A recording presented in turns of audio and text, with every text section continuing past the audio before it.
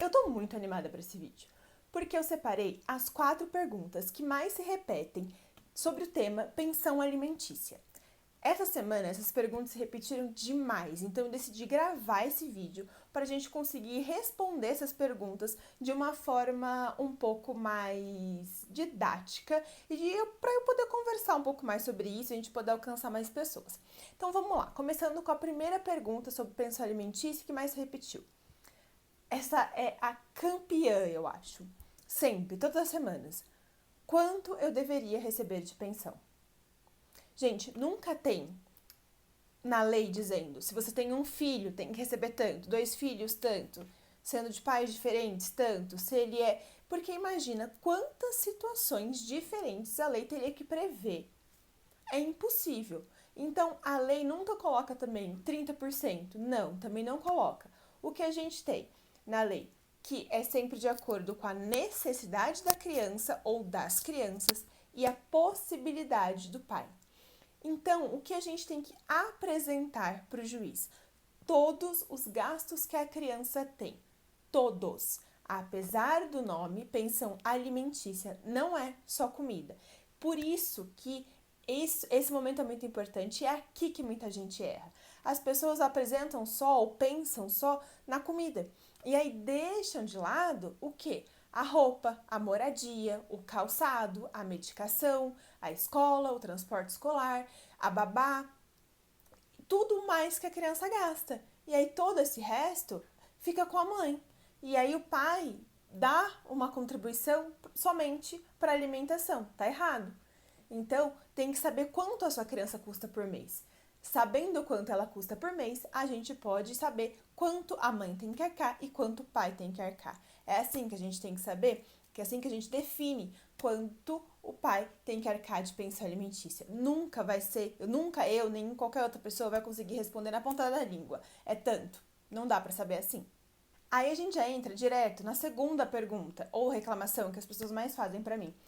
O pai não dá mais nada, ou não ajuda com nada. Ele dá só a pensão, e mais nada. Tá, eu entendi. E é uma colocação justa. Mas pensa comigo, se o cálculo foi bem feito, tem alguma coisa errada? Percebe que o cálculo não foi bem feito, então? Para você estar falando para mim que o pai não colabora com mais nada? Que o pai não dá um calçado? Que o pai não dá uma roupa? Se o cálculo foi bem feito, todos os gastos da criança, inclusive o calçado, inclusive a moradia, inclusive a roupa, estão dentro do dinheiro que você recebe de pensão. Então, esse cálculo tem que ser bem feito. É aqui que o pessoal erra. Por que o pessoal erra? Porque ninguém consulta o advogado para fazer esse cálculo. As pessoas combinam de boca um valor que sempre vai ser um valor menor, porque sempre o paizão está enrolando a pessoa.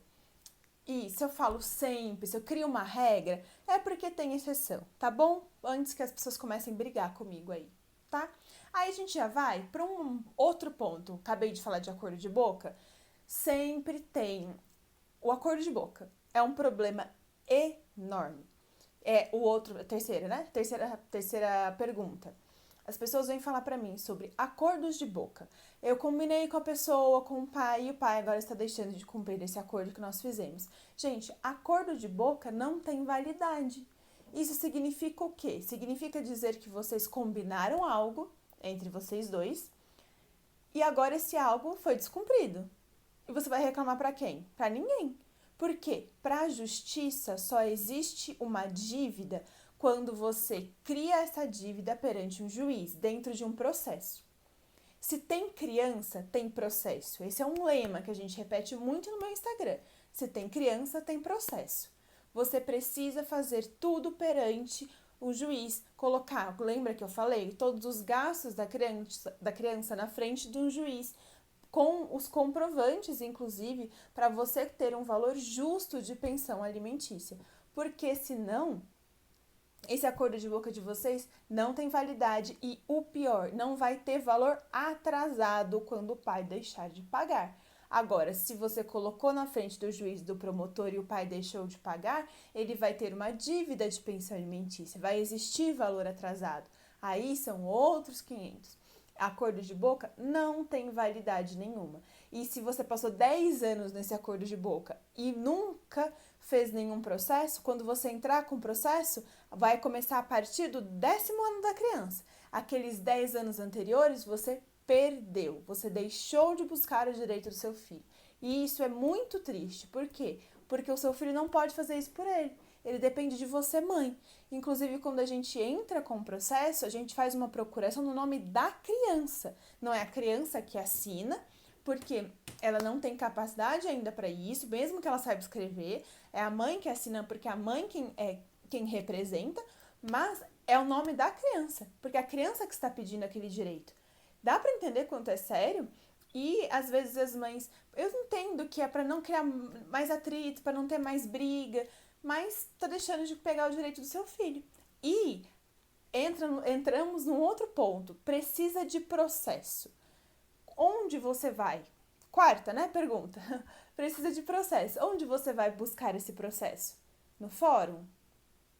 Não. Você precisa contratar um advogado.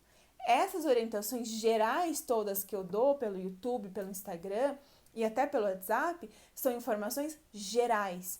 A gente precisa conhecer caso a caso e a área de família precisa dos detalhes. Cada caso é um caso. Então, os detalhes são muito importantes. Não adianta você ir no fórum querer um advogado, querer entrar com processo. Não vai funcionar assim. Você precisa de um advogado que vai te representar e vai entrar com processo para você e para o seu filho. Sem um advogado, você não vai ter um processo. Deu para entender? Se você gostou do vídeo, não esquece de se inscrever no canal e curtir para o YouTube entender que é um vídeo relevante, distribuir o conteúdo para mais pessoas e também me seguir lá no Instagram raquel.soarescampos.